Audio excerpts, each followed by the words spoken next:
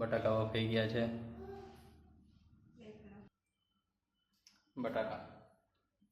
બટાકા બફાઈ જશે. હવે એની છોલ ઉતારી નાખશું.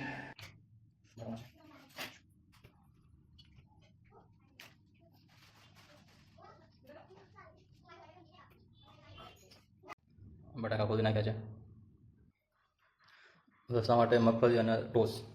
તમારી પાસે ગ્રાઇન્ડર હોય તો ઠીક, બાકી તમે મિક્સ ખાણીથી ખાંડીને પણ નાખી શકો છો.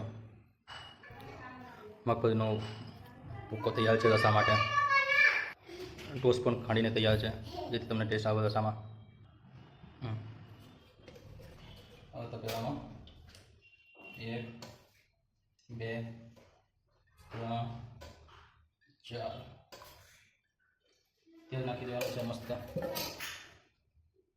ધીમી આંચ ઉપર ઊંધું થવા દેવાનું છે. આની અંદર ધાણા મરચાં, હળદર, આદુ ધાણાનો પેસ્ટ, હળદર, મીઠું અને લાલ મરચું બધું મિક્સ કરીને નાખી દીધું, જેનાથી છે ને આટલો મસાલો બદલી ના જાય. તો તેલ ઊંધું થઈ ગયું છે અને હલાવી અને નાખી દીધું. હવે નાખી દીધું છે. હવે થોડું સળવા દઈશું. થોડી વાર 2 મિનિટ જેવું સળવા દઈશું આપણે. ટોસ્ટ અને મગફળીનો ગોળ શું કહેવાય,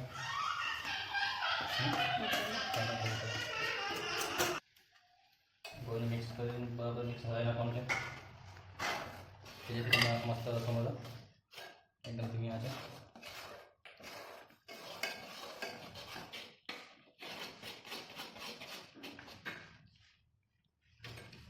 બંધ રીતે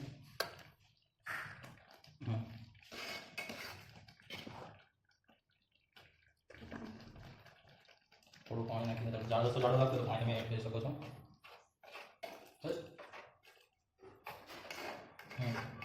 ધાણા જીરું પણ નાખી દેવાનું છે સ્વાદ અનુસાર. લીંબુનો રસ,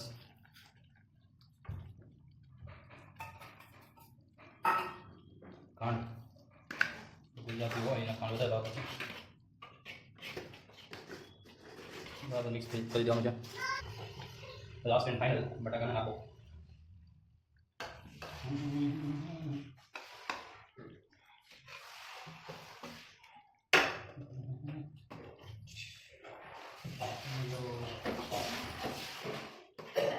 વાહ વાહ વાહ, બટાકા તૈયાર છે આપણા બટાકા. અને લાસ્ટ મેં ધાણા સ્વાદ માટે તેલ આપણે લગાવી દીધું છે. અને આ છે ભૂંગળા, બટાકા ભૂંગળા માટે. તેલનું થઈ જાય આપણે નાખવું.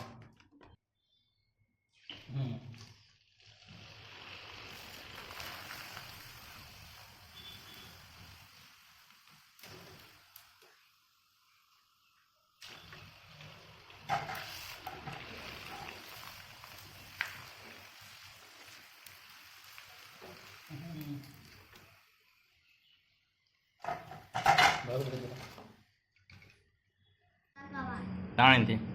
Wala pagkata kung gagawa.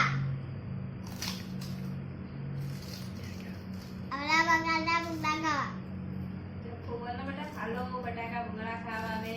Ayaw pagkata kung gagawa. મસ્ત બટાકા ભૂંગળા તૈયાર છે, તો આવી જજો ખાવા. Papa Vito. આવો.